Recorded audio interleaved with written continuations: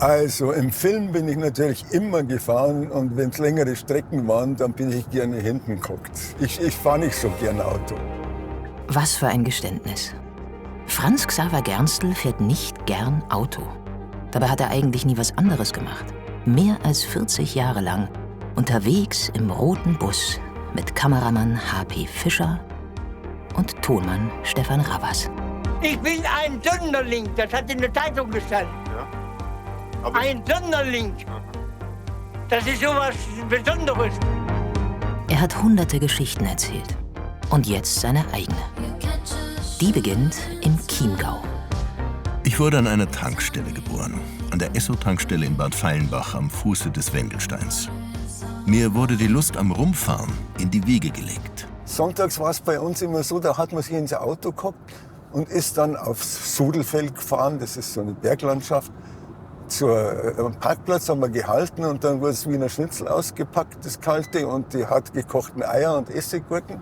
Und dann hat man sich die Landschaft angeschaut und dann ist man wieder heimgefahren. Verrückt, gell?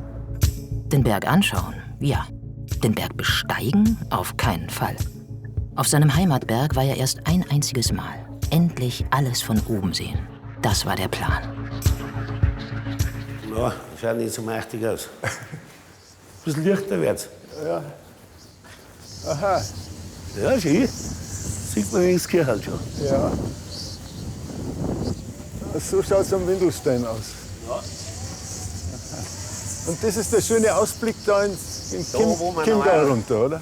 Nein, der war da oben. Der war da oben. Heute zweiter Versuch. Schaut besser aus als beim letzten Mal irgendwie.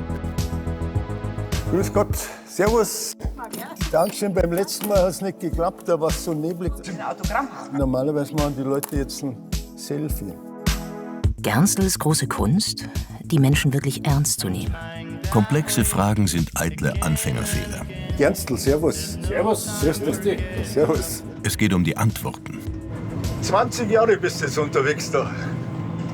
Ja. Das wird nicht langweilig. Ah, kann man gut aushalten. Wieso nicht? Bürokaufmann kann ja jeder machen. Oder da gibt es mehr als wir. Wendelsteinbahn-Triebfahrzeugführer. Wendelstein-Triebfahrzeugführer heißt Genau. das. Ja. Das ist dein Beruf. Ja. Sie haben immer die Hauptrolle in seinen Filmen gespielt. Menschen, die ihren Platz gefunden haben.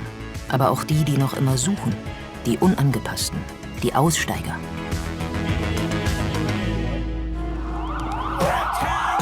Bayern war dem Trio irgendwann zu klein. Aber weil der BR irgendwas mit Bayern-Bezug forderte, suchten sie nach Bayern in der Welt. Und fanden die Münchnerin Ayten, die in Haarlem einen Friseursalon betreibt. Jeder hat mich immer daran erinnert, was ich nicht richtig bin. Die Türken in der Türkei haben gesagt, na, du bist ja nicht richtig türkisch. Ja. Und dann nicht richtig deutsch. So, ich habe mich schon immer zwischen den Stühlen gefühlt. Also ich bin immer schon so aufgewachsen. Mhm. Aber hier in New York das erste Mal habe ich mich gefühlt, ich gehöre hierher. Jetzt aber Wendelstein. Und komm mal runterschauen, sieht man was. Jetzt ist schön bewölkt. Wir hatten den schönsten Sonnenschein, aber jetzt ist kommt drüber, ja. Da sieht man ja schon was. Grüß Gott.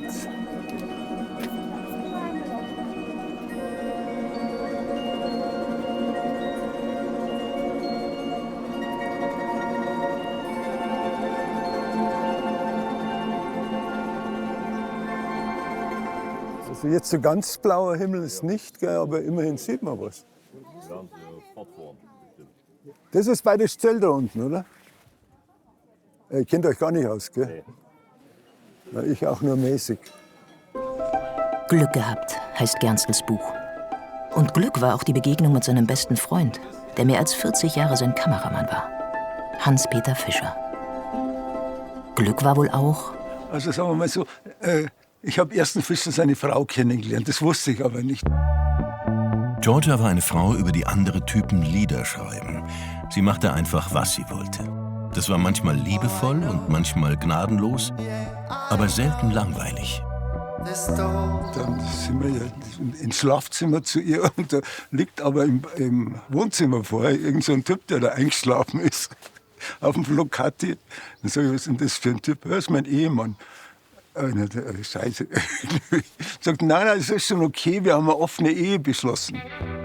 Und dann hat sie uns aber beide verlassen. Viele Jahre später, für ihren Kinofilm, treffen sie Georgia wieder. Sie lebt inzwischen in Irland. Was habt ihr eigentlich scheiden lassen damals? Wegen dir? Nein, überhaupt nicht. Wir haben uns scheiden lassen. Wegen dem anderen, wegen dem Jürgen. Ja, gut. Dem Lebkuchen. Der gell? Lebkuchenfabrikant, Ja. oder? Und da hat der Hans-Peter mich vor die Wahl gestellt. Wenn der doch dieses Jahr kommt auf Besuch zu mir, dann ist es aus, dann lässt er sich scheiden. Ja, ja. Und da habe ich gesagt, ein Moment des Glückes ist mir mehr wert als ein Leben von Zufriedenheit. Prost. Auf alte Zeiten. Prost. Ich glaube, das, was wir beruflich gemacht haben, erst haben wir es aus Vergnügungssucht und Reisefreude und aus Spaß gemacht. Und dann haben wir jetzt schon gemerkt, dass das Ganze auch einen Sinn ergeben hat, weil wir eben Geschichten erzählt haben von Leuten, die wissen, wie man richtig lebt, die oft in prekären Verhältnissen gut mit dem Leben zurechtkommen.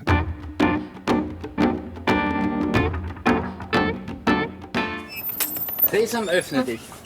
Da haben wir das Büro. Ja. Haben wir das Lager. Ja. Haben wir die Werkstatt zum Kochen. Da haben wir den Kleiderschrank, die Bibliothek. Ja, ausstrecken, ausstrecken. Ja. So, oder? Ja, so. Ja, genau. Ja. Na, ist doch nicht ein Traum.